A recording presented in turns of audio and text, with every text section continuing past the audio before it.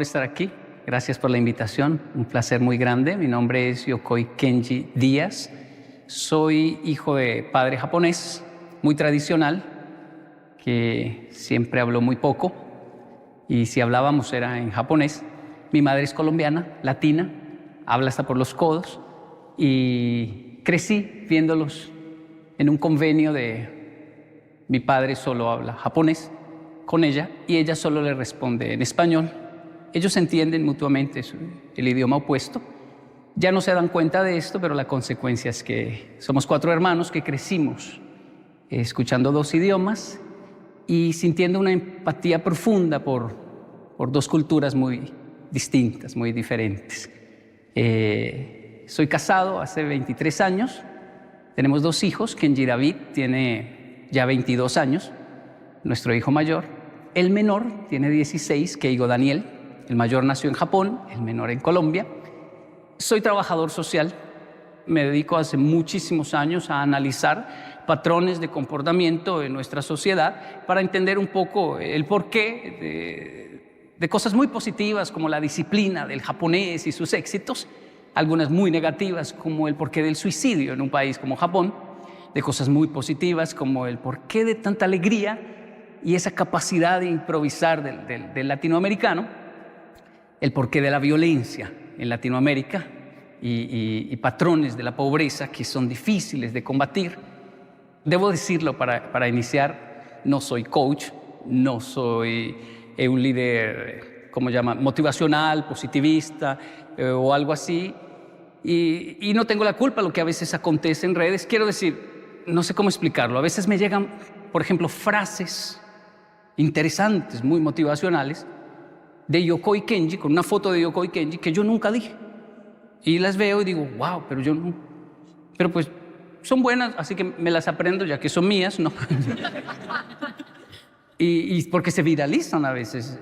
No soporto ver mis propios contenidos, mis propios videos. No sé por qué. Pasa mucho, ¿no? Uno no soporta escuchar su propia voz por ahí. Yo hablo así, ese es mi tono. Pero me he obligado a hacerlo porque me asustan algunos videos donde llegan con ciertos títulos como 10 pasos para alcanzar el éxito según Yokoi Kenji. Y yo digo, wow, ¿cuáles son? No los conozco. O sea, ¿yo cuándo dije eso? Entonces me siento a ver y son retazos de varios videos, conceptos que tomaron, crearon uno y crearon, y yo, ya lo entiendo, y se hizo viral. Me llegó uno peor que decía, ¿cómo ser rico según Yokoi Kenji? Ahí sí me senté con mi esposa, le dije, veamos este video a ver cómo somos. Lo peor es que lo digo yo.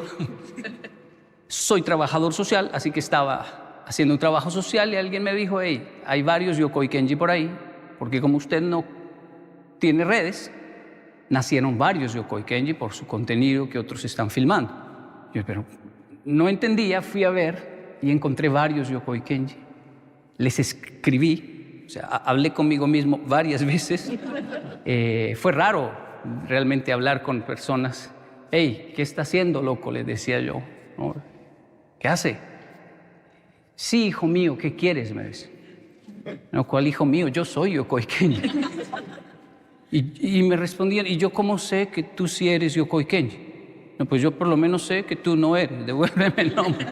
Y bueno, ya hoy todo lo que está allí certificado somos nosotros.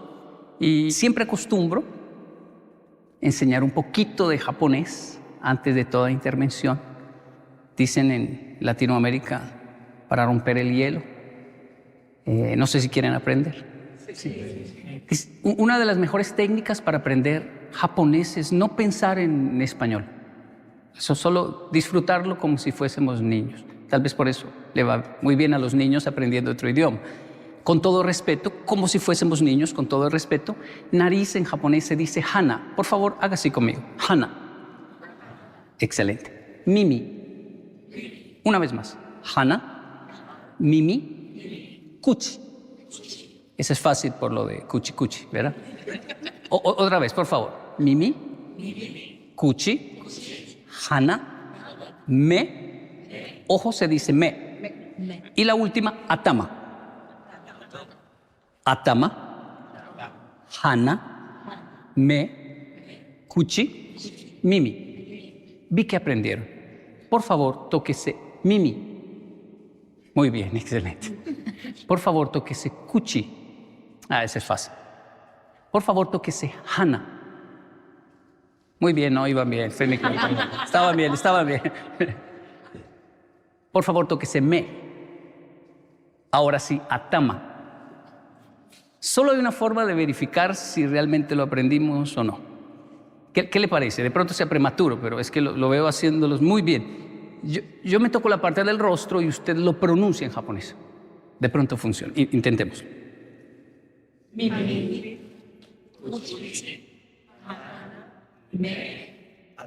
A un aplauso, por favor. Eso fue muy rápido, muy bien.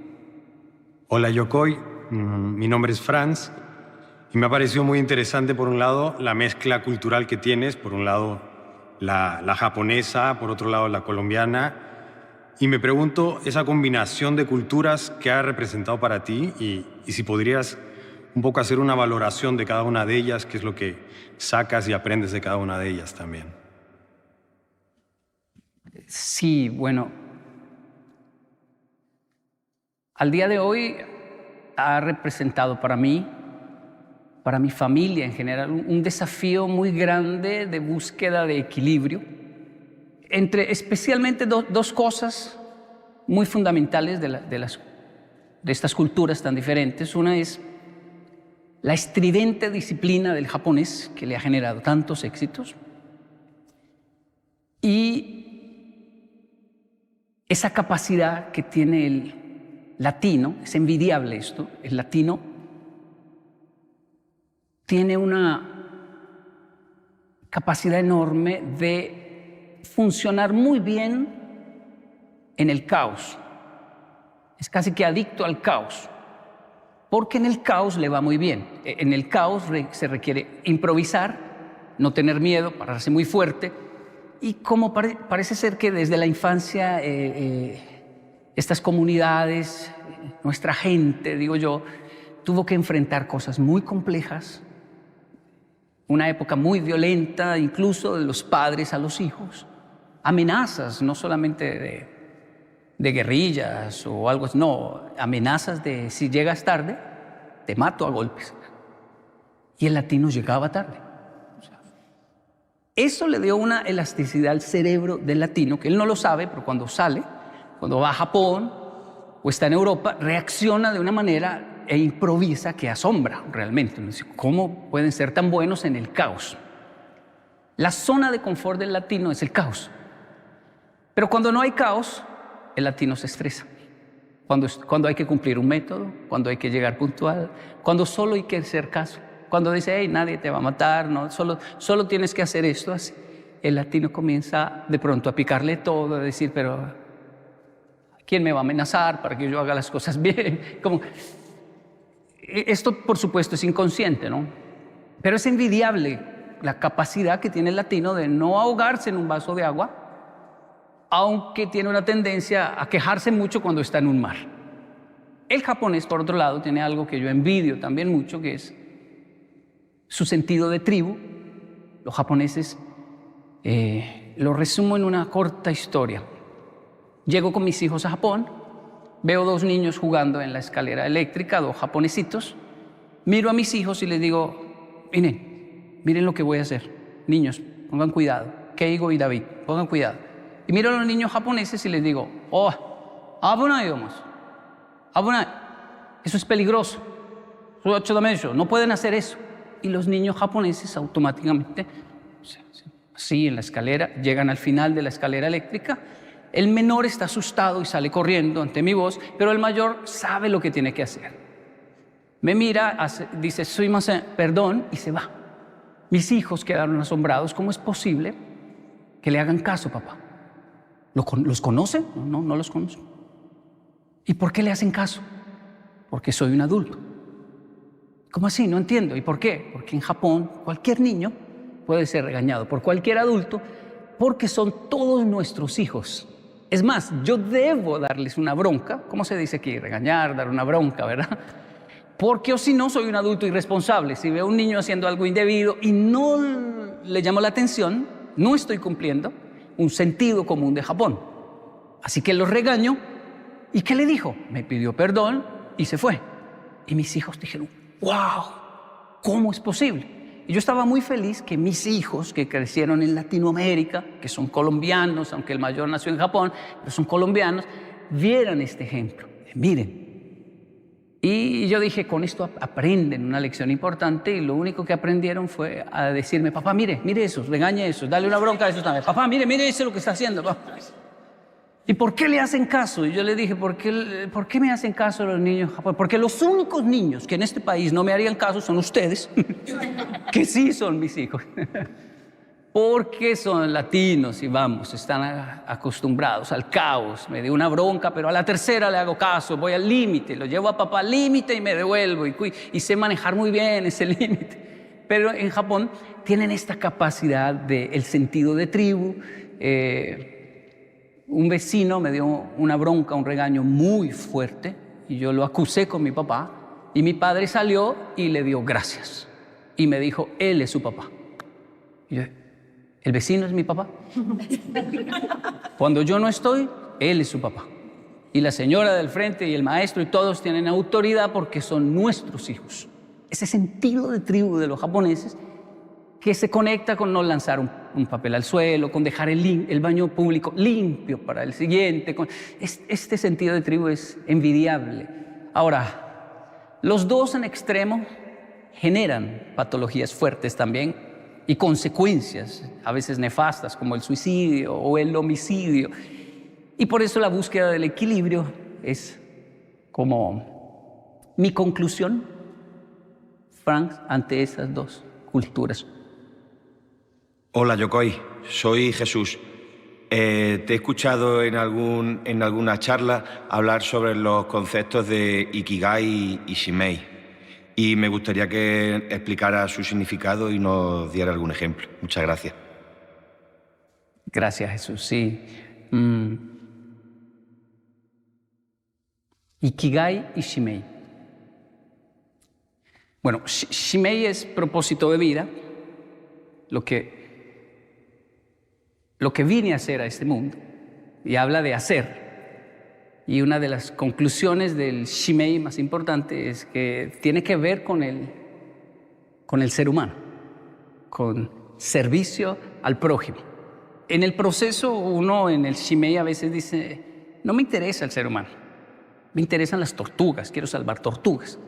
Las tortugas son más lindas que el ser humano, son inofensivas, voy a salvarlas. Pero siempre cuando se va avanzando dice, bueno, necesito más seres humanos para salvar más tortugas. Necesito el ser humano. Y es hermoso porque alguien decía, hablando de defender la fauna y la naturaleza, Yokoi, pero si borráramos al ser humano de la tierra, florecería todo. Se acabarían todos los problemas del mundo. Sí, pero ¿quién daría esa noticia? ¿Quién haría poesía sobre eso? ¿Quién vería la primavera? ¿Quién nos enseñaría a suspirar y a ver la belleza de... Ya tuvieron los dinosaurios su momento, fueron protagonistas, ahora somos nosotros. Y aunque somos un problema, al mismo tiempo somos una de las mejores soluciones también para muchas situaciones. Eso es Shimei. El mundo de Shimei es muy interesante. Ahora está el concepto del Ikigai. El Ikigai ya no tiene que ver con el otro, sino conmigo. El Ikigai es algo interno.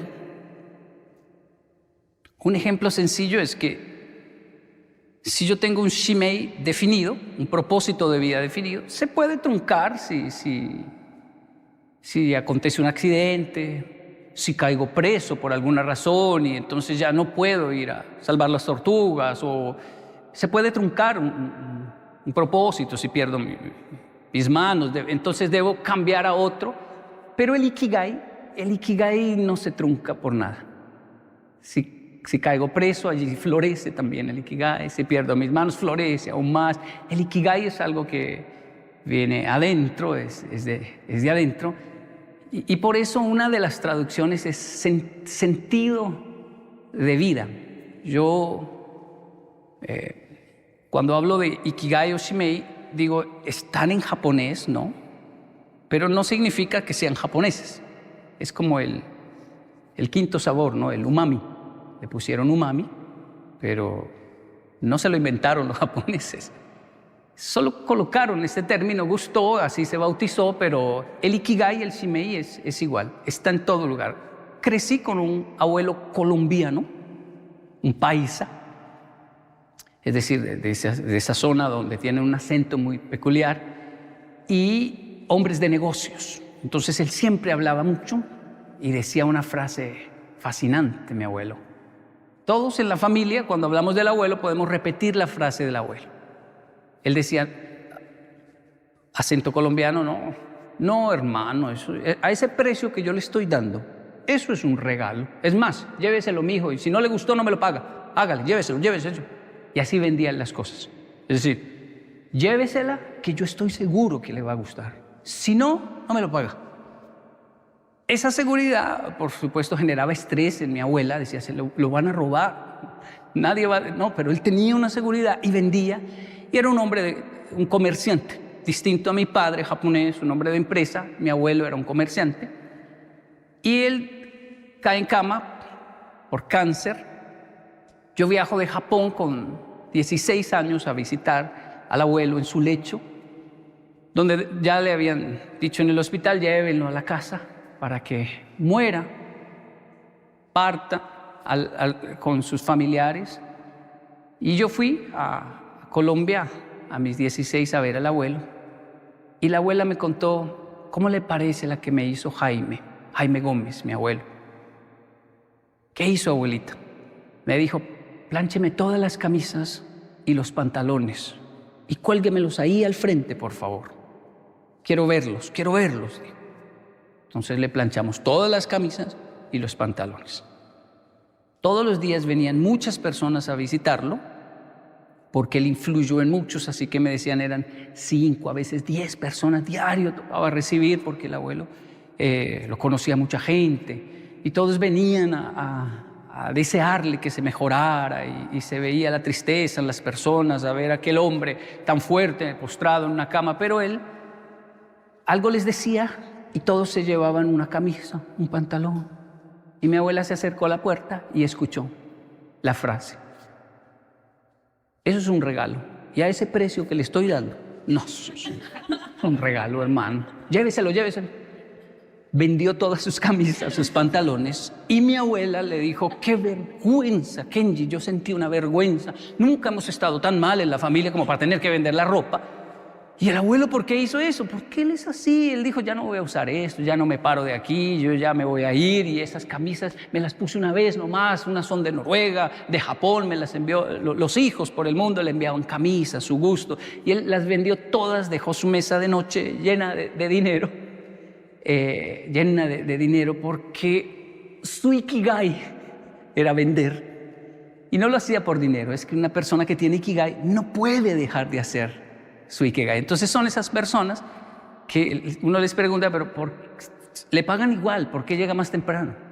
Le pagan igual, ¿por qué no sale ya? No, es que no puedo dejar esto sin terminar. ¿Pero por qué? No saben ni explicarlo, pero es por su Ikigai. Trabajar con personas que tienen Ikigai es satisfactorio, porque obviamente requieren su pago, quieren su pago, pero no lo hacen por eso, lo hacen por su Ikigai. De ahí que cuando una abuela, la familia prosperó y le dicen, abuelita, ya no tiene que cocinar, ya no tiene que hacer ni café ni nada. Si la abuela dice, no, porque me muero. Si no me dejan hacer la comida, el café, y realmente va a morir más rápido si le quitan su Ikigai. Esos son los dos conceptos, ¿no? Bastante largos, resumiéndolos un poco de Ikigai y Shimei. Jesús, gracias. Hola Yokoi, soy Estefanía Gómez, como tu abuelo, y también soy de Latinoamérica. He notado que, como tú, me fascina el concepto de la felicidad y me gustaría saber si nos puedes dar un concepto de lo que es la felicidad y si tienes alguna historia conmovedora que quieras compartir. Gracias, Estefanía. Sí, bueno, yo aprecio los dos conceptos profundamente la felicidad y la tristeza. Y van de la mano siempre. Lo que pasa es que lo que no logro dominar es el algoritmo de las redes. Entonces pareciera que siempre estuviera hablando de la felicidad, pero hay una belleza enorme en la tristeza, en aceptarla, en vivirla, en recepcionarla. Una niña, después de mucha terapia, de hablar mucho con su terapeuta, aprendió a que cuando tenía momentos de tristeza profunda, no salía.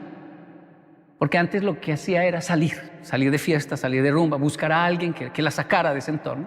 Y aprendió a que cuando estaba triste, incluso la llamaban y le decían, ¿vamos a salir? No, tengo visita.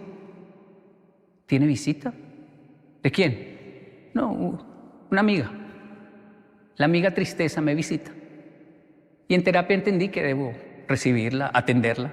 Así como atiendo la alegría y me voy de fiesta y hago cosas cuando estoy alegre, bueno, ahora estoy triste y tengo que sufrirla.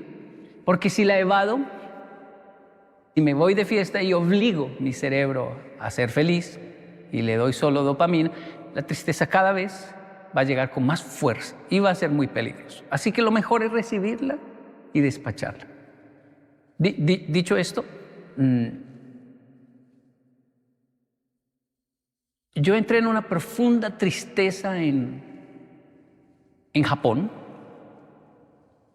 porque soy latino, como notarán, mi nombre, mi fisionomía, pero yo soy latino. Creo que mi esposa es más japonesa que yo. Sí, es más pragmática. Yo soy muy latino, pero llegué a Japón con 10 años y pues era un niño que hablaba mucho. Que no reprimieron al expresar lo que sentía. Y llego a un país donde no entiendo y no me entienden. Y entro en un silencio de meses solo mirando, un silencio profundo, que después entendí lo importante que fue para mí este silencio, pero me dio mucha tristeza, me generó mucha tristeza. Y los otros niños, algunos llegaron a ser crueles conmigo, como el bullying de Kenji, que Kenji no entiende nada, mándenlo para el salón 8. Yo era del salón 5, éramos del salón 5. Existía el salón 6, pero no el 7. O sea que el 8, yo deduje, debe ser como una forma japonesa de decir que lo manden para el infierno porque no entiende nada, algo así. Caminando por la escuela descubrí que sí existía el salón 8, Hachikumi, salón 8. Lo recuerdo hasta hoy. Fui muy feliz en el salón 8. Me paré en la puerta del salón 8 a mirar y decir, sí, aquí es donde me envían siempre que no entiendo algo. Y cuando miro hay una maestra con 7 alumnos, la mayoría con síndrome de Down. Era el salón de los niños especiales, el salón 8. Estaban jugando con plastilina, masilla de color, caían mucha saliva a los pupitres. La maestra tenía una toalla y cada uno tenía una toallita y con eso limpiaba la boquita de los niños y una para limpiarlos. Yo quedé hipnotizado viendo esa escena y comencé a sentir mucha rabia porque dije, por eso me enviaron al salón. Hasta eso me demoré al entender. Ya sé lo que me quieren decir con... Y quería ir a golpearlos. Era tan fácil para mí golpearlos. Lamento decir esto, pero para la falta de educación en nuestros países hace que no dialoguemos y seamos violentos. Así que era muy fácil para mí ir a golpear al niño, pero tenía una profunda debilidad por la plastilina. Y estaban jugando con plastilina. Y yo estaba en un país que no entendía nada y la maestra me habló por mi nombre. Kenji-kun, no, ¿qué hace ahí? Entre. Dijo una palabra que me enganchó. Tetsudate, ayúdeme. Yo entendía muy bien la palabra ayúdenme, porque el maestro le decía a todos, ayuden a Kenji, Kenji, tetsudate, ayuden a Kenji, lleven a Kenji, traigan a Kenji. No entendía nada. Y ahora la maestra dice, tetsudate, ayúdeme. Pero yo, ¿para qué sirvo en Japón? No sirvo para nada, no entiendo. ¿En qué le puedo ayudar? y me dijo, siéntese ahí, no deje que Kaoru se coma la plastilina. Un niño llamado Kaoru hacía un pancito y había un momento donde él se hipnotizaba con su propio pan y se lo iba a comer y yo, no es de comer. Y él me miraba y seguía jugando. O sea, hacía caso, pero había que despertarlo de su hipnosis porque se enamoraba de su propio pan. Y eso pasaba cada 3, 4 minutos. La maestra a veces tenía que ir a sacarle pero ahora estaba yo, qué fácil la tarea. Jugar con plastilina y cuidar a Kaoru que, no te echando, y ya. Pasaron minutos, horas, y yo le dije a la profesora, quiero quedarme en el salón 8. Aquí aprendo más. Aquí están aprendiendo los colores, justo lo que necesito, los números. Y yo me demoro para aprender, pero ellos se demoran más porque son muy felices y solo quieren jugar. Entonces ellos sí aprenden, pero tiene uno que enseñarles con canciones, con juegos. Y era justo lo que yo necesitaba. Además me sentía como un profesor improvisado. Pasar de no entender nada en un salón así mirando al aire, 3 tipos de escritura, ahora ser el profesor de unos niños que se están comiendo la plastilina y yo les digo que no, y cantemos, y ahora los colores, y otra vez los colores. La maestra abogó por mí con los otros maestros, déjenme a Kenji aquí en el salón 8. Él realmente aquí es funcional y va aprendiendo, yo le enseño. Me quedé en el salón 8, lo que comenzó como un bullying y que me generó mucha tristeza, me sacó de la tristeza. Salón 8, fui muy feliz en el salón 8. Y también creo que inconscientemente me acercó a una problemática social que tal vez me generó esta inclinación a lo que hoy hago, que es el tema de lo social, ¿no? Así que no sé si sirva, pero evadir la tristeza a veces es evadir la misma felicidad. Hay que manejar respetar los dos conceptos. Hola, Yokoi. Quería preguntarte qué importancia tiene la educación para ti y para el desarrollo de las personas. Recuérdame el nombre, perdón. Mauro. Mauro. ¿Qué edad tienes, Mauro? 16. 16. Gracias, Mauro. Mauro, yo estoy muy sorprendido positivamente por lo que pasa con la educación actual. Porque hablo con mis hijos y hay algo dentro de mí, o en realidad es alguien dentro de mí, que no quiere mucho a mis hijos, y es el Kenji de mi infancia. Yo amo a mis hijos, pero mi niño interior los odia un poco. Porque mi niño interior no entiende por qué tienen tantas facilidades cuando él no las tuvo. Y por qué nos obligaron a leer, nos obligaron a escribir, nos obligaron a la educación. Y ahora ellos tienen la opción de qué quieren estudiar, de si quieren comenzar a leer, si no, escojan el libro que quieren leer. Y eso le molesta a mi niño interior. Pero cuando hablo con mis hijos, saben mucho más de lo que yo sabía a la misma edad, y eso me impresiona muchísimo. Y cuando les pregunto, pero ¿por qué sabe eso? O sea, ¿dónde lo leyó? Pues no, lo escuché a un profesor que es youtuber, un maestro que es tiktoker. ¿Por qué sabe tanto de química? ¿Por qué le está yendo bien en química? Es que yo sigo hay un hombre fascinante que sigo con mis hijos, Hassan Taolalla. Hassan Taolalla. Él es científico y trata todos esos temas. Pero la forma en que los trata es, ¿y qué pasaría si Superman corre a esta velocidad e intenta detener un tren? Y entonces, claro, engancha a los jóvenes, y mi hijo sabe de toda esta terminología. Eso repercute en buenas calificaciones y además en criterio propio, porque ya puedo hablar con mis hijos de capitalismo, socialismo, feminismo, comunismo, cristianismo, todos los ismos, y tienen su punto de vista, pero también tienen criterio propio gracias a las redes sociales. Así que es increíble lo que está pasando en la educación actual. Yo llegué a Japón y no había que leer en español, todo en japonés. Entonces comencé a leerme los libros que habían en la casa, Stephen King.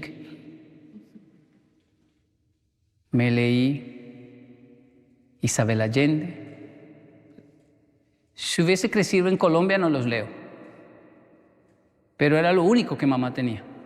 Y me leí todos esos libros y cuando ya no habían, hay una latina que vive yo no sé a cuántas estaciones y tiene unos libros, llévele estos y intercámbielos, como si fueran tesoros, y viajar horas a intercambiar libros. Descubrimos una librería hispana en Ochanomizu, en Tokio. Hay que ir y pedir los libros y esperar 3 meses a que lleguen por correo. Y cuando llegaban, tasar la lectura, es decir, no leerlo todo porque se acaba y queda otra vez. O sea, imagínense eso.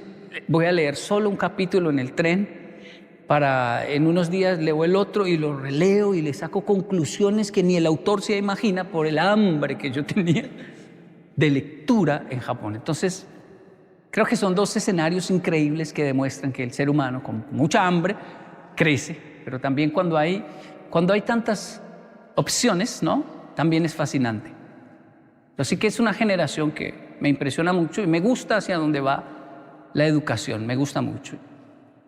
Fue más fácil para mí, Mauro. Fue mucho más fácil para mí que para ti. Porque yo solo tenía una opción, solo una opción: ser traductor y estudiar humanidades y no más. ¿Qué quiere hacer Kenji? Eso. ¿Y por qué? Siente una pasión profunda porque no hay sino eso. Es más difícil para Mauro. Cuando le muestran tantas, es muy difícil, el cerebro sufre. Y el adulto es muy cruel, dice, pero mire, yo solo tenía eso y lo hice, ¿cómo no va a poder con todo lo que le estamos dando? Pues eso es lo difícil. Es increíble, pero cuando uno está en una nevera, y si solo hay una salchicha y unos huevos, adivine qué vamos a comer. Y vamos a hacer un plato. Pero cuando la nevera está llena, el cerebro sufre tanto que incluso teniendo hambre, la ansiedad se la quita y dice, no sé, es que no sé qué comer, porque está llena. Ustedes son de una época que tiene la nevera llena de opciones y por eso la tienen difícil.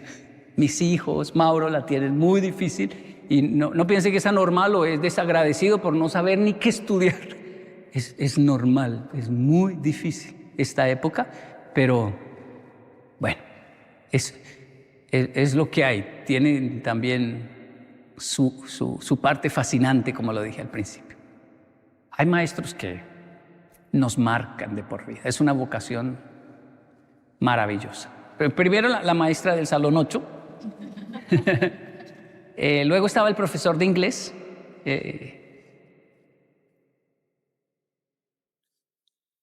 Saito Satoshi. Umemiya, en realidad. El maestro... Bueno, era crítico estudiar inglés. Para el japonés es muy difícil estudiar inglés porque el japonés es como el español, es plano en la pronunciación. Arigato, sayonara. Pero el inglés no, que haga la lengua así. Banana, banana. ¿Ah? Y el japonés entonces llevan un nativo, salón por salón, a que haga a todos mirar cómo hace la lengua, a dibujarla para poder... Pero el maestro de inglés japonés, que era para mí trágico verlo porque yo no hablaba japonés, solo hablaba español y ahora tenía que aprender inglés en japonés. Yo lo veía y decía, no, ahora viene la confusión de mi vida. Pero casualmente él era disruptivo, es decir, un profesor loco, porque se subía al pupitre, a la mesa, se subía ahí. O sea, un japonés no hace eso. Nunca. Él se subía y gritaba, Minasan, jinsei wa subarashi, la vida es maravillosa. Y saltaba y lo escribía en inglés. Y toda la clase era así, la vida es maravillosa, y encontrárselo en los pasillos era terrible porque lo agarraba uno de Yokoi, que niño Yokoi, lo agarré. La vida es maravillosa. Y pues uno decía, qué maravilloso le ve a la vida. Cuando hay que aprender inglés en japonés y ya se me está olvidando el español, no entiendo japonés, menos voy a aprender inglés, estoy confundido. Mi vida es una tristeza y tengo que aguantar a este señor gritando que la vida es maravillosa. Yo me gradué a los 18 años, lo vi en la estación de Nakayama. Él me invitó a un café, es que parecía un latino. Coji Dominico, vamos a tomar café. Y hablaba y seguía igual, y yo lo miraba y yo me sentía yo era ya traductor de una institución importante, yo me sentía como adulto, como serio, De hecho, cuando nos vimos, él gritó, Yokoi, niño Yokoi, la vida es maravillosa. Y yo corrí ahí como a decirle, cállese, qué vergüenza, yo ya soy un adulto. A esa edad uno piensa, soy un adulto, no, soy un niño. Y él hablé duro, un japonés muy diferente. Y le dije, yo le pregunté, porque dije, bueno, tal vez nunca lo vuelva a ver. Tengo muchos planes de viajar por el mundo, pero quiero sacarme esta espina con este profesor. Y se lo dije. No le dije ridículo, ¿no? Que eso era lo que pensábamos todos. El maestro es tan ridículo. Nande sonane.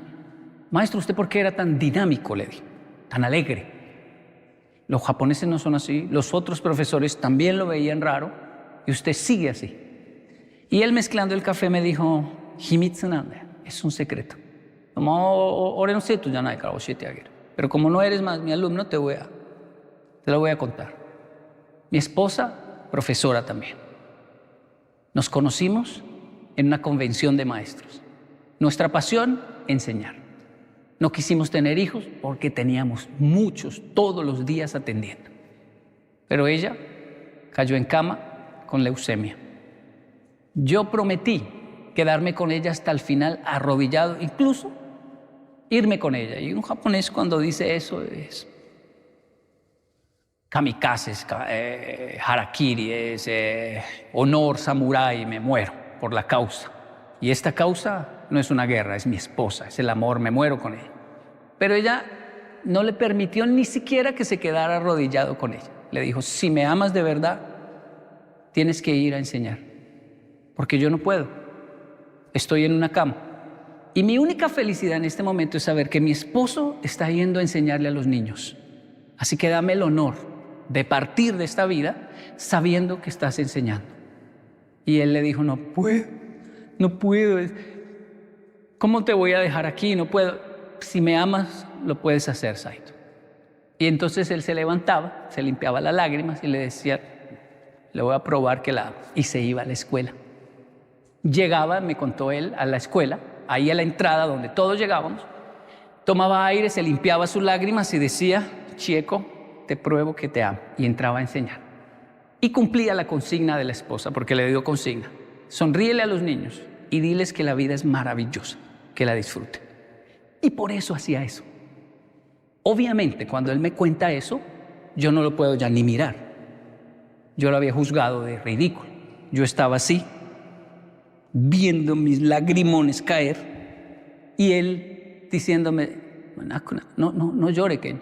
No le contesto para que llorara. Ella ya partió, pero ella me enseñó a vivir. Ella me enseñó que la vida es maravillosa. Por eso los maestros sabían y a mí siempre me dejaron hacer todo ese escándalo, porque era una promesa que tenía que cumplirle a mi esposa.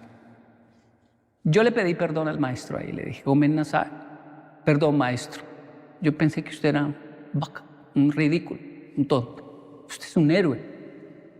Nunca lo olvidé hasta hoy. De hecho lo recuerdo siempre que paso un momento muy difícil, me acuerdo del maestro y digo, vamos, la vida es maravillosa. Ahora es donde hay que probarlo. Por aquellos que no están, por aquellos que partieron. Tenemos siempre personas valiosas en nuestra vida por las cuales hay que levantar la cabeza y continuar. Gracias por recordar.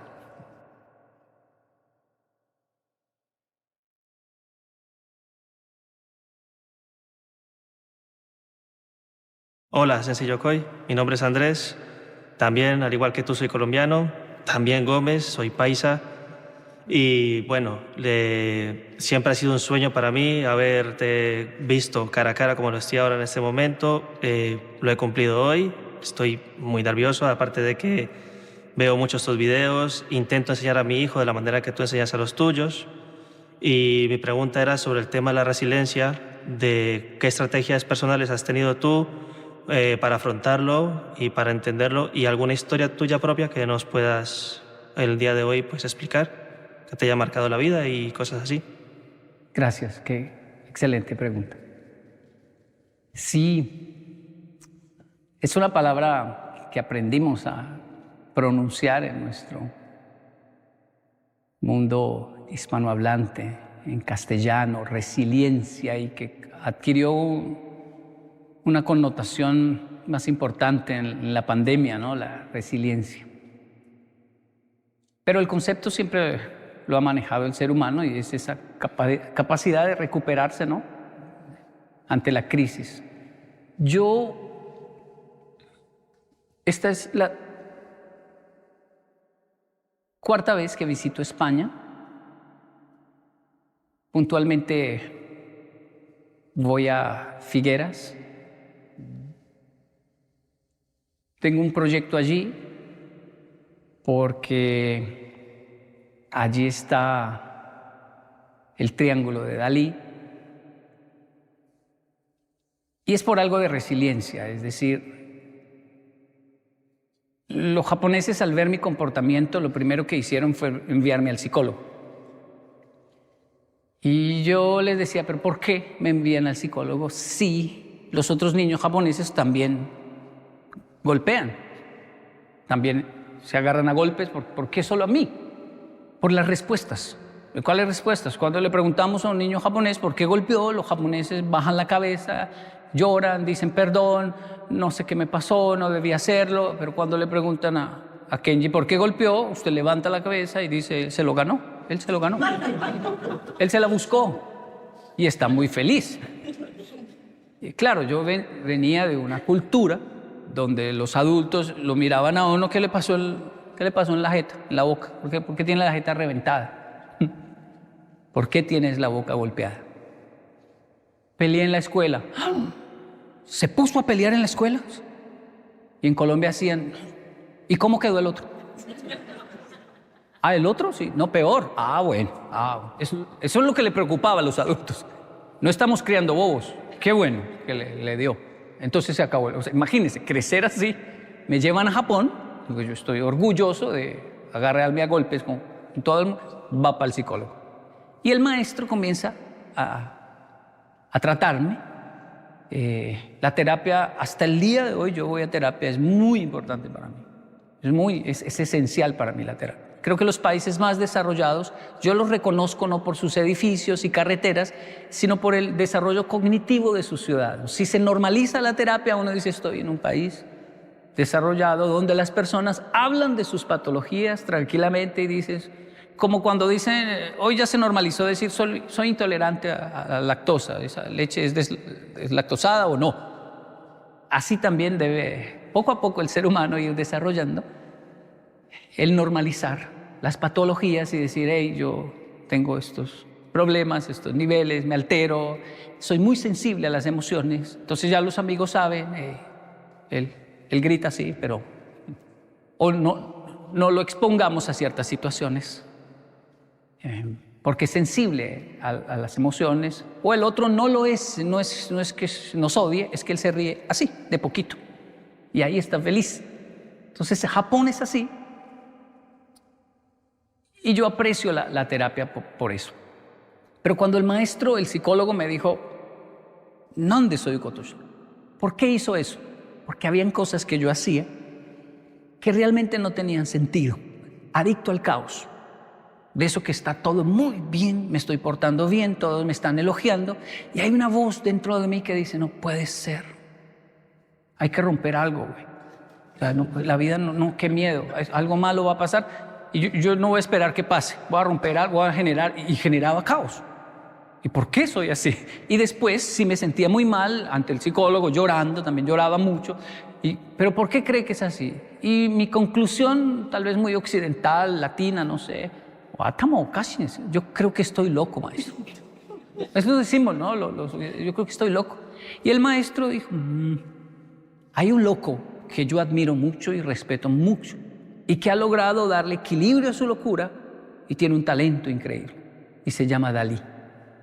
El psicólogo era el mismo maestro de manualidades, de artes, y me presentó a Dalí y sus dibujos, y yo me obsesioné, porque era una locura. Elefantes con patas flacas y largas, cosas muy raras. Era como si alguien expresara todo el caos que había en mi cerebro y era una forma de ver a otro diciendo, hey, no estás tan loco. Y esto se puede pintar y esto se puede expresar. Y nunca olvidé a Dalí. Pasaron más cosas con Dalí. Y una vez una familiar de mi esposa me dijo, estoy viviendo en Figueras. Ah, sí. ¿Y qué tal es Figueras? No, es bonito, vienen muchos, por ahí hay muchos japoneses. Sí, ¿y por qué? Vienen a ver, hay un pintor que no sé, tiene su casa ahí y la gente. ¿Y cómo se llama? No sé, Kenji, pero investigue. Ay, es ese, tiene bigotes, es Dalí. Y entonces viajamos a conocer Dalí y hay fisuras, fracturas en el ser humano. El japonés cuando se le cae una taza de té, tiene una oportunidad de salvarla muy importante, y es que le hace kintsugi. La pega otra vez y en las grietas las profundiza y le aplica oro. Y así no pierde una pieza valiosa que heredó del abuelo. Todos dicen, la dejó caer en su generación, sí, pero le dice kintsugi. Ah, bueno. Y el kintsugi ahora tiene unas grietas que ninguna otra taza tiene, obviamente, pero están en oro, resaltadas. ¡Oh, qué hermoso!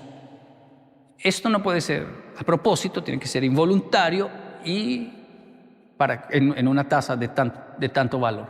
Eso nació hace muchos años con un emperador que le envió este desafío a sus artesanos para salvar 2 tacitas.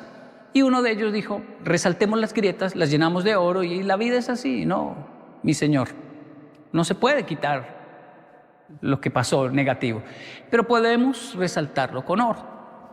El hombre le gustó la idea y hasta hoy existe el arte del kintsugi. Resiliencia para mí es eso, es no esconder las grietas, primero profundizarlas, es decir, buscar los pedazos y profundizar más en ellos para que no sanen en falso. Profundizar es hablar sobre esto, reflexionar, buscar personas que han vivido la misma experiencia. Terapia, eso es finalmente también la terapia. El terapeuta no es un mago, un místico. La gente va al terapeuta con una mala actitud, ¿no? Como, a ver, ¿usted qué ve en mí? No, pues él no sabe nada que va a ver. Es solo un estadista de patrones de comportamiento. Yo soy el que descubro con el terapeuta. Yo soy el que tomo nota y digo, ¿y por qué piensa que hago esto? ¿Y qué dice su estudio sobre? Y tomo nota y descubro, profundizo mis grietas. Luego las pego con el perdón, que ese es un proceso largo. El entender que el perdón me beneficia más a mí que a mis agresores. Pero debo perdonar para no vivir con toda esa gente dentro de mi ser, como vivía la poesía. María vivía con 6 esposos. Solo uno era real, María, pero 5 eran imaginarios. María vivía con 6 esposos. Uno real, 5 imaginarios. Uno en la nevera, otro en la lavadora, otro en la alacena, uno debajo de la cama. Eran todos los hombres que le habían hecho daño desde su infancia. Y ella vivía con ellos y le hablaban y le recordaban y le hacía llorar, y el pobre real era el que pagaba las consecuencias de todos los otros 5. Nadie sabía que ella vivía con 5 maridos hasta que los perdonó. Y perdonarlos fue sacarlos de su casa, porque el perdón hace eso, libera.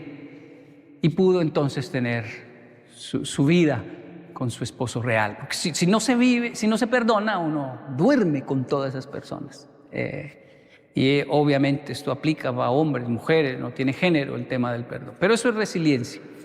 Profundizar mis heridas, luego perdonar y finalmente aplicar oro, que es bueno, el servicio, el amor, la gracia, conceptos fascinantes, donde uno dice, como a mí me pasó, no voy a permitir que a otros le pasen, quiero hacer algo. Y es donde eso es aplicar oro ahora a la grieta. Primero profundizo mi herida, la sano con el perdón y ahora le doy un propósito, ¿no? Eso es oro, hacer algo con mi historia para que otros no tengan que vivir lo mismo o por lo menos se sientan acompañados. Hey, yo viví lo mismo y sé cómo es ese proceso. Una persona que hizo kintsugi, resiliencia de verdad, por ejemplo, no habla mal de su primer matrimonio. No tiene cómo hablar mal. Dice, sí, lo máximo que va a decir es, aprendí mucho. Ella y yo aprendimos. Gracias a esos errores que cometimos, es que hoy en día puedo disfrutar bien mi relación actual.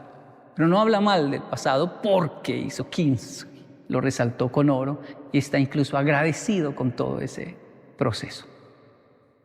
Hola Yokoi, yo soy Alicia, estoy fascinada escuchándote y lo primero, darte las gracias por compartir tanta sabiduría con nosotros y también con las nuevas generaciones. Y quería preguntarte, te he oído hablar mucho sobre los valores universales y a mí como escritora es algo que me interesa porque entiendo que hacen como de nexo, generan vínculos entre personas y entre culturas y eso es algo a lo que tú le das siempre mucha importancia. Quería preguntarte por qué y también si hay alguna historia en concreto que te haya servido de inspiración en este sentido. Gracias.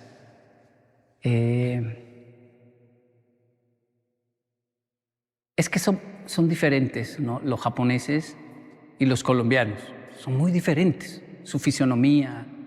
Los colombianos ven a los japoneses todos iguales, todos son iguales. Y los japoneses ven a los colombianos y también dicen, todos tienen la nariz grande, todos son iguales.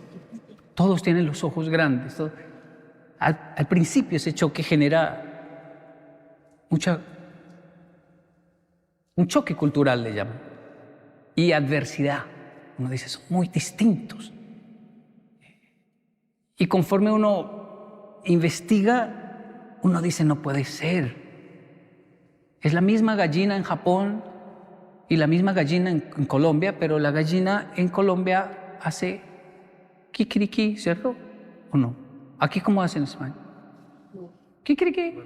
Los japoneses dicen kokekoko. Dicen, no, una gallina no hace kokekoko, güey. No sé. Y quiero ir a escuchar una gallina japonesa, a ver si es que cacarea en japonés. Kokekoko. Y ellos escuchan kokekoko. Y así hay tantas cosas que uno dice son diferentes. Para ellos el semáforo o la manzana verde no es verde, es azul. Pero es la misma manzana. ¿Por qué la ven azul? Ahora. Y son tantas diferencias que uno se siente como que no, son otro planeta, jamás vamos a entendernos, esto es muy distinto. Y poco a poco me gusta ver la vida del migrante porque yo visito muchos países y veo migrantes que ¿cuánto lleva? 3 meses y estoy que me muero, estoy llorando. ¿Cuánto lleva? 1 año y ahora, bueno, no me he muerto, ya lloro menos. 1 año y medio, ¿y cómo está? Odio a estos y odio a estos me cae bien, estos no tanto, estos sí son... Y 2 años, ¿cómo va? Los odio a todos. 3 años, ¿cómo va? Los amo a todos, todos son lindos. Y 4 años, 5 años, ¿cómo va? Hay de todo, Yoko. Vas a encontrar de estos buenos, de estos malos. Ya. Entonces, ese proceso donde uno dice, no irrumpo porque está viviéndolo. Ahora jura que odia a tal nacionalidad, jura que...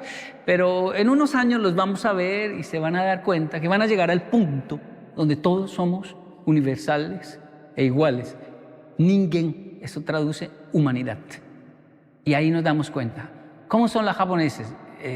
Diferentes en esto, pero si me pregunta la verdad de la verdad, son igual, ríen igual. Cuando lloran, lloran igual. Cuando hacen el amor, lo tienen que hacer igual, no hay otra forma. Cuando sufren, sufren igual. Y Y sí, hay muchas diferencias, pero si llega un punto donde nace un solo idioma, todos lo hablan, lo manejan bien. Vamos, hay que salvar a esa persona. Y la humanidad es el lenguaje maravilloso. A veces por eso, entender el idioma a veces es un problema. Yo presenté una colombiana y un amigo japonés en nuestro proceso de turismo social. Bueno, él la conoció haciendo quiropraxia porque resultaba que era un joven que hacía quiropraxia, y el asunto es que se conocieron por nuestro proyecto y se enamoraron y se casaron. Pero Hirokazu, él no habla español, no hablaba bien español, y Andrea no hablaba japonés. Y la gente me decía, Kenji, pero ¿cómo se van a entender? Pues se entienden de maravilla porque no hablan el mismo idioma. Y es como mis padres. ¿Cómo así? Cuando discuten, la discusión es corta. De hecho, la discusión llega a un punto donde dice, uy, es que me da rabia porque igual no me va a entender. Y no le puedo atacar más. Y el otro dice, tampoco puedo defenderme más. Y solo se miran con mucha ira o mucha rabia y después se les va a pasar. En una pareja que maneja el mismo idioma, la discusión puede durar hasta las 2, 3, 4 y 5 de la mañana. Y a esa hora mirarse, los dos hispanohablantes, y decir, ¿es que yo hablo en chino o qué? ¿Por qué no me entiendes? Incluso ya ni se acuerdan por qué pelean. Están cansados. Ni saben, porque el idioma a veces es un problema. Y es que hay un lenguaje universal que es mejor que nuestro propio idioma. Y es la sonrisa, no sé cómo decirlo, pero tomarle la mano, vamos, yo lo llevo, vamos, yo le indico. Ya, hay una película que me fascina, que se llama Un cuento chino. Es argentina. Es de un chino que llega a Argentina y hay un argentino muy parco, muy mal carácter, mala leche, dicen, pero no lo puede negar, es un ser humano. Y la historia que pasa de ahí para allá es fascinante. Este tipo de realidades me fascina. Cuando se convive con tantas nacionalidades, uno comienza a descubrir que el que hace mala cara tal vez sea un dulce por dentro. Y el que sonríe mucho tal vez me robe. Que no sabemos nada de las personas, que simplemente lo mejor es confiar, porque hay otra película buenísima que se llama Crash, que habla de este tipo de situaciones donde el ser humano es malo en ciertas situaciones, atiende muy mal cuando está en su lugar de trabajo, se da el gusto de no saludar, de no sonreír, pero de repente hay un incendio y va y es el que salva a todo el mundo al punto de exponer su vida, y uno queda como este hombre tan mala leche fue el que salvó a todos esos. Porque es que no sabemos, ¿no? No sabemos nada de nada. Por eso no es bueno juzgar, porque alguien que me saluda y es muy lindo, de pronto no me salve nunca. Y el otro, mi vecino que ni saluda, tal vez él me termine salvando. Esos, no sé si llamarle principios, valores, pero esa humanidad es el lenguaje por excelencia que yo pienso vamos a comenzar a manejar todos en el mundo. Estamos buscando unificar qué monedas, qué quitar visas, fronteras, pero no es tan relevante como unificar nuestros principios universales y decir, él maneja el mismo lenguaje que yo, el lenguaje de la humanidad. Hola, soy Edisa Gómez. Un placer conocerte y me gustaría preguntarte sobre el bienestar emocional, porque creo que es algo que nos preocupa a todos. ¿Y cuáles serían tus prácticas para poder mantener una buena salud mental? Bueno, ya lo dije muchas veces y no me canso, gracias por la pregunta, porque no me canso de decir, voy a terapia. La terapia y terapia es no solo sentarse frente a una persona, ya uno comienza a identificar los momentos terapéuticos. Digo, oh, estoy recibiendo terapia en este momento.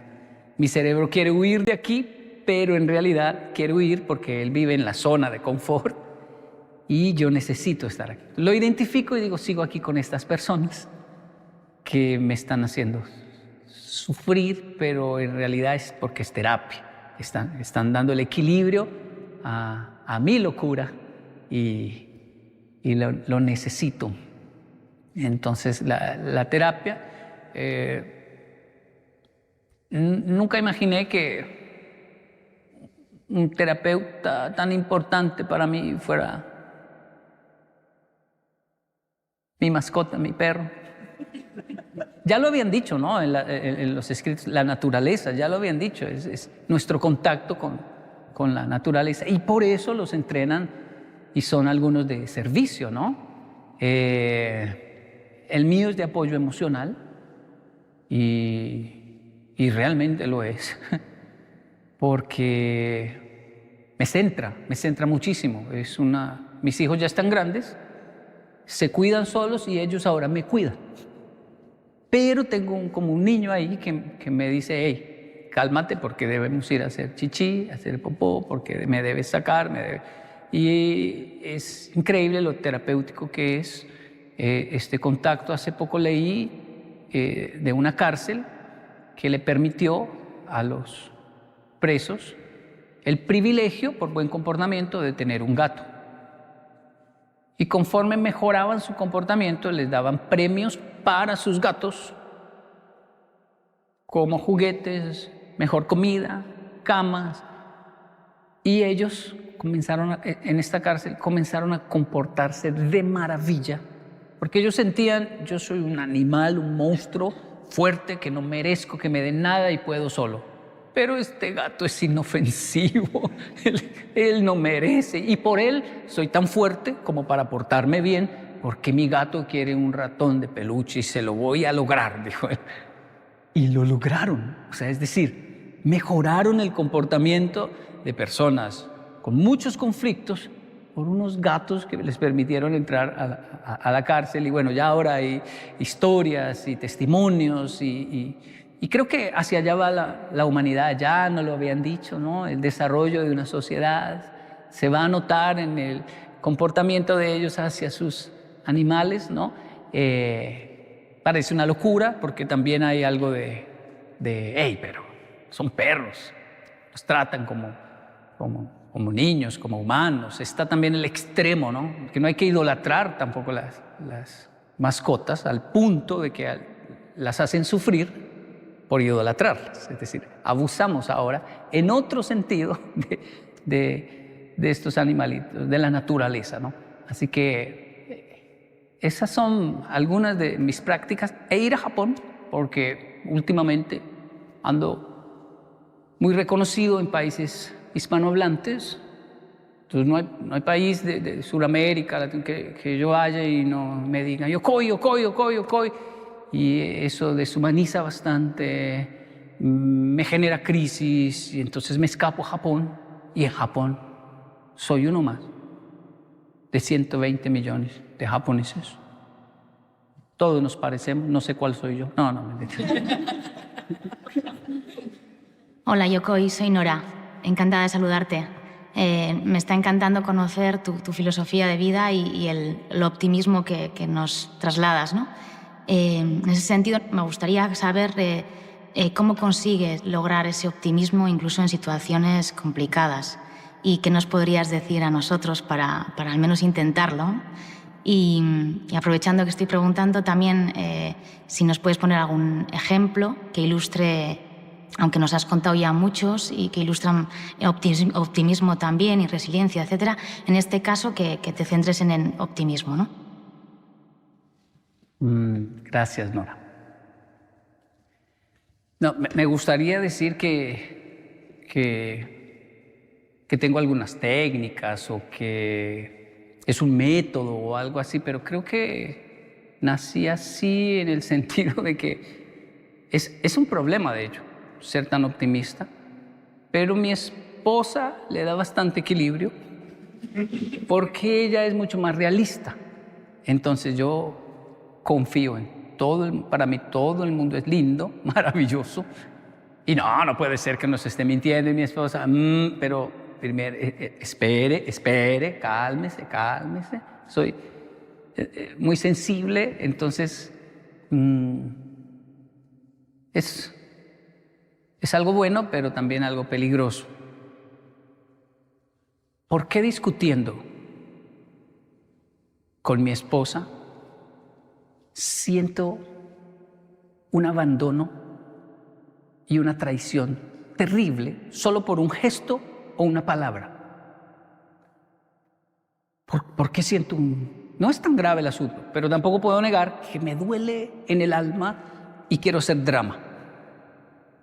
Y no quiero que se burlen de mi drama, o me va a doler mucho más, y no puedo negar que es dolor. ¿Pero por qué? Yendo a terapia descubro que una historia que yo contaba de modo positivo, cuando me decían, Yokoi, ¿viaja mucho? Sí, yo viajé la primera vez en avión a los 6 años solo. ¡Wow! Positivo. Estoy viajando desde los 6 años en avión. Pero cuando el terapeuta me preguntó, ¿y qué pasó? ¿Y qué pasó? ¿Y cómo fue? Me enviaron de Panamá a Bogotá. ¿Y qué pasó? Llegaba a las 7. Y la familia pensó que era a las 7 de la noche y llegué a las 7 de la mañana. ¿Y qué pasó? Tenía 6 años y me dejaron 3 horas en el aeropuerto porque la familia latina no pensó que era en la noche.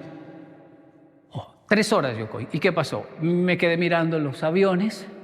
La auxiliar de vuelo, la azafata, dijo, ya me tengo que ir, tómese este jugo y un pan. Me dejó ahí mirando los aviones.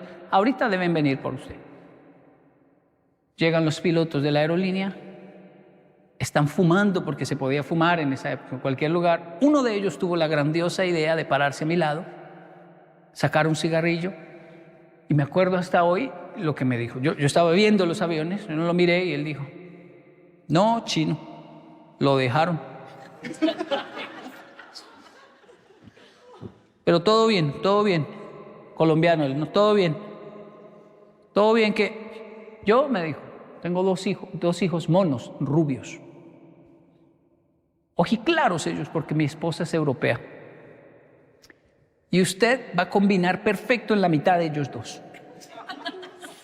Yo lo voy a cuidar, chinito, todo bien, yo respondo ahora por usted. Y nos vamos, y comenzó a contarme a los lugares que íbamos a viajar porque mi familia me abandonó en el aeropuerto. Yo estaba con 6 años así con un pancito y un jugo en mi mano mirando al frente, y a los 6 años uno ya es experto, es un niño experto, es decir, un latino, un niño que dice mentira, pura mentira. Ya viene por mí, pero en mi cerebro era inevitable. Mi cerebro estaba imaginándose jugando con 2 niños rubios toda la vida en Disney World, en todos lugares. Yo imagino con mi nueva vida con este señor. Y todos se reían. Yo había guardado esa historia y de hecho la cuento con alegría, pero fue una tragedia en mi cerebro. Yo jamás pensé que el cerebro asocia esas cosas a situaciones y a conversaciones. Y este piloto desgraciado, porque no tiene gracia lo que hizo en realidad.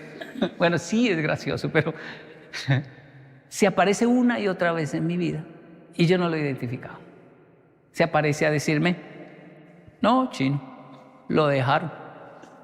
Vuelve y dice eso en una conversación con mi esposa. Siento que me dejaron, que se acabó. Y el niño que vivió eso solo tenía el pancito y el jugo. Ah, pero los niños crecen. Ahora soy un adulto y hago pataleta, pero de adulto. Y la pataleta de un adulto es distinta a la de un niño, porque ahora puedo defender. Una de las mejores terapias para ese niño es ir a comer solo, ir a cine solo, ir a hacer karaoke solo. Esto es de terapia de Japón. ¿Cómo así? Si usted logra ir a comer solo un buen plato, solo, es porque es saludable. Porque se quiere, se aprecia, dice, no, estoy comiendo solo. si logra ir a cine solo, como los jóvenes de hoy se van a cine solo. Y los adultos decimos, ay, ese niño solo, venga, venga, venga, siéntese aquí, denle palomitas o algo. No, él está solo. Mi hijo va a cine solo y tiene novia. Y se fue a cine solo. Sí, pero usted tiene novia, sí. ¿Por qué? Es que ella no entiende de Spider-Man. Spider-Man es importante. Wow, o sea, son saludables emocionalmente. No quiero responder preguntas, no puedo perderme nada. Ir a comer solo, ir a cine solo, ir a hacer karaoke solo. Un karaoke, cantar para mí, sin grabar, sin un en vivo, no, es para mí. Me costó tanto estas 3 terapias. De hecho, cuando fui a comer solo para mí, un buen plato, mi niño interior salió. ¿Qué pasó? ¿Qué pasó? ¿A quién hay que matar? Porque cuando usted come solo es porque está muy mal. No. De hecho, estoy bien. Y mi niño interior me dijo, está en terapia. Sí, vamos a comer tú y yo. Vamos. Y todavía me cuesta muchísimo, muchísimo. Soy la generación que tuvo que ganar a los adultos. Ganarse el respeto de los adultos. Nuestros hijos son los que nos escuchan decir, no tienes que hacer nada para ganarte mi respeto. Yo te respeto, te amo, no tienes que hacer nada para sentirse amado. Yo te amo, te quiero, así. Y desde ahí vamos a conquistar las diferencias. Así, más o menos así, terapias que hago. No siempre lo logro, a veces pierdo los estribos, pero por lo menos ya sé de qué sufro.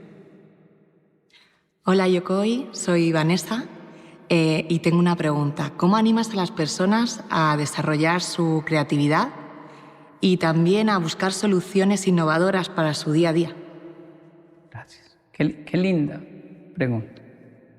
Creo que siempre me veo, ante ese tema, me veo hablando de combatir la vergüenza. No hay creatividad si tengo vergüenza de qué dirán. ¿Qué dirán? ¿Qué dirán si hago esto? ¿Qué dirán si hago aquello? ¿Qué pensarán? Eso anula la creatividad. Yo, como todo ser humano y como todo niño adolescente, sentía mucha vergüenza de todo. Y eso hacía, me lo explicaron a muy temprana edad, que fuera más torpe. O sea, tenía tanto miedo de hacer ruido aquí que hacía ruido. Tenía tanto miedo de dejar caer algo que se caía. De caerme frente a otros que me caía.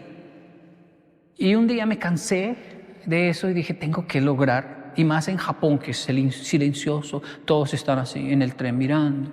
O sea, se resalta el comportamiento en un país de tanto silencio. Y yo me estresé tanto que hice una terapia que no olvido nunca. No sé ni por qué la hice, si lo leí, si alguien me dijo, pero yo dije, la próxima vez que me caiga en público, no me voy a levantar. Voy a rodar, a revolcarme mi vergüenza, pensé muy en español, ¿no? A revolcar, a ver si es que me muero de eso o qué. Pero no aguanto más. O sea, qué pena.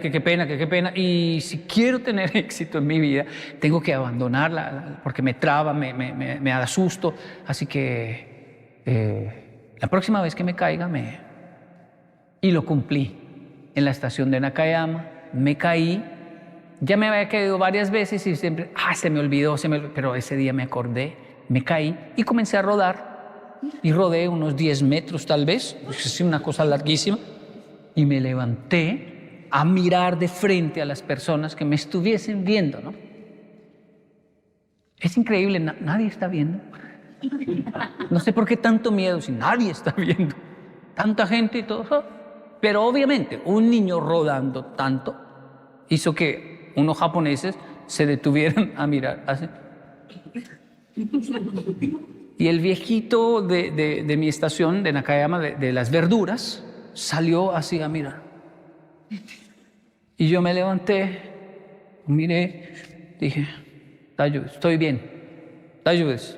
Y el viejito hizo así. Hasta hoy me acuerdo.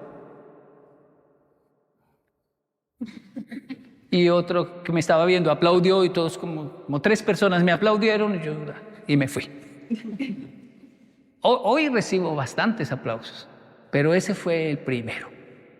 El que arranqué a las malas de combatir mi vergüenza, que ni siquiera, es como un monstruo que ni siquiera existe. Es decir, primero tengo que vencerlo para que nazca la creatividad. Porque de hecho, ir donde Dalí es interesante, porque uno dice, wow, hace unos dibujos que uno dice, ah, no, este hombre fue un pintor increíble. Y hace otros que uno dice, uy, no, pero ¿qué hizo acá tan feo? O sea, y cogió un pulpo y pintó, y el otro tiró un huevo, y cosas que uno dice. Y tuvo muchos contemporáneos que decían, él no es arte, está loco simplemente. Pero vamos, vergüenza no tenía. Él experimentó, y de que ha llevado un turismo increíble allí y que ha llegado al mundo entero, como en Japón, eso no lo puede negar nadie. Pero hay que vencer la vergüenza, el miedo al que dirán. Y es increíble cómo eso se puede llevar hasta la tumba.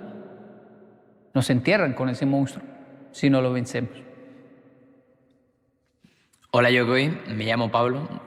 Tuve la gran suerte de poder vivir un semestre en Bogotá, entonces he podido conocer un poco la cultura colombiana y quería preguntarte sobre, para ti, ¿qué es el éxito? ¿Qué herramientas podrías darnos en base a alguna experiencia que hayas tenido? Muchas gracias. Gracias.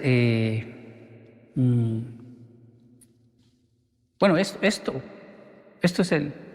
el éxito, es decir, poder desnudarse frente a los demás y decir, son mis vergüenzas, pero son mías. Esto es lo que hay. Yo, usando otro ejemplo, creo que al inicio fracasé con mi esposa porque no fui así, no me desnudé frente a ella. Quise ser muy elegante, quise ser muy serio, fuerte, muy seguro, quise conquistarla con mucho filtro de mi época, que era la cara, la actitud. Y después uno se va quitando la ropa poco a poco, y entonces hay una cierta decepción del otro lado. No pensé que fuera así, no pensé. Y siempre dije, claro, no nos enseñaron eso del éxito, de poder emprender, ir hacia el éxito así, desnudándose. Yo debí mirar a mi esposa y quitarme todo y de quedar desnudo frente a ella y decirle, mire, esto es lo que hay. Y con lo que hay vamos a hacer algo. Ahora, tenga en cuenta que está haciendo frío en Madrid, ¿no? Eso no se queda así. Eso no se queda así. Hubiese sido un poco vergonzoso, pero desde ahí, desde ese punto, ¿no? Desde lo que hay, voy conquistando. Pero cuando pasa lo contrario, que lo venden mucho hoy en día, el éxito se conquista. Primero publique fotos con carros, diga que tiene, aumente las cifras, hágase el que sí, aunque no. Y uno dice, no sé, también le llaman humo, mucho humo.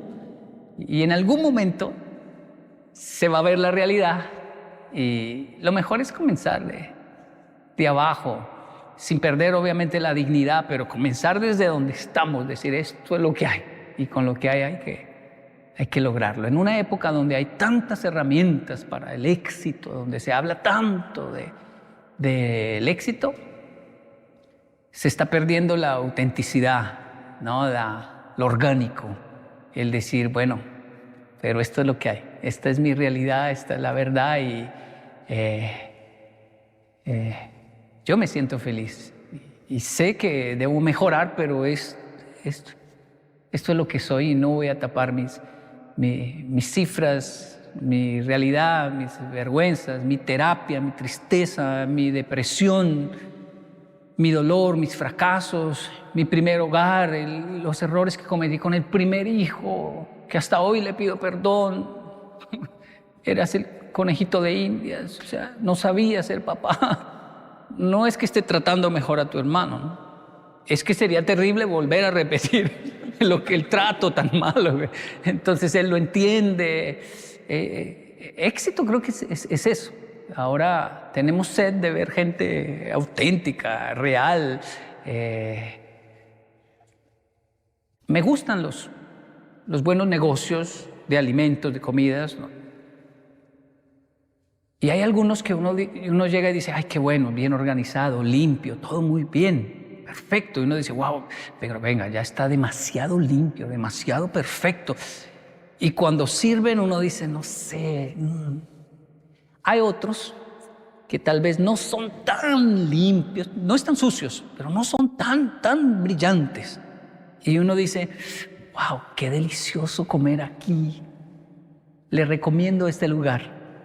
No se sorprenda al llegar, no es, bueno, la gran cosa, pero es delicioso lo que sirven allí. Entonces, tener coherencia, ¿no?, es esencial, ¿no?, en el camino al éxito. Hola, Yokoi. Mi nombre es Brayana. Un placer estar aquí compartiendo con usted. Mi pregunta es, con toda probabilidad le queden muchísimos años más de experiencia, aprendizaje y lecciones, pero la pregunta es, hasta el día de hoy, el momento presente, ¿cuál es la lección más importante? O de otra manera, ¿cuáles son él o los aprendizajes más importantes que ha tenido en su vida? Gracias. Hasta este momento, la gracia. Está el perdón, que es maravilloso. Pero luego está la gracia. La gracia es darle al que no merece. Entonces es un riesgo alto darle a alguien que no merece. Pero por alguna razón siento que es una de las lecciones más importantes que quisiera transmitirle a mis hijos.